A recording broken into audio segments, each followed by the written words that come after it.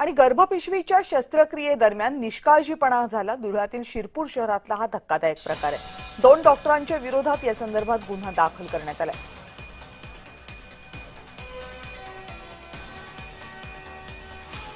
ही महिला आपल्या पतीसह दवाखान्यात गेली आणि दवाखान्यात गेल्यानंतर तो जो काही प्रकार घडला त्या दवाखान्यामध्ये गर्भपिशवीच्या शस्त्रक्रियेदरम्यान त्या महिलेच्या पोटामध्ये कापड सदृश्य वस्तू तशीच राहिली आणि या घटनेला 2 वर्ष झाले. तदनंतर विविध आदिवासी संघटना आणि त्या महिलेच्या परिवाराने पाठपुरावा करून तब्बल 2 वर्षानंतर गुन्हा दाखल करण्यात आलेला आहे. तर आज आम्ही इथं पीआय साहेबांना निवेदनाच्या माध्यमातून अशी मागणी करतो की जे काही संबंधित चुका करणारे आरोपी डॉक्टर्स आहेत त्यांना तात्काळ अटक करून त्यांचा वैद्यकीय परवाना निलंबित करण्यात यावा अशी आमची मागणी आहे.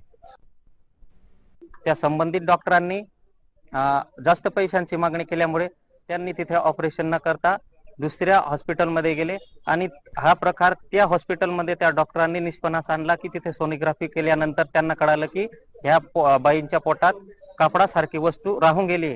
त्याच्यामुळे आम्ही मागील 2 वर्षापासून इथं फिरत होतो, पण आज त्यांच्यावर गुन्हा दाखल झाला आहे.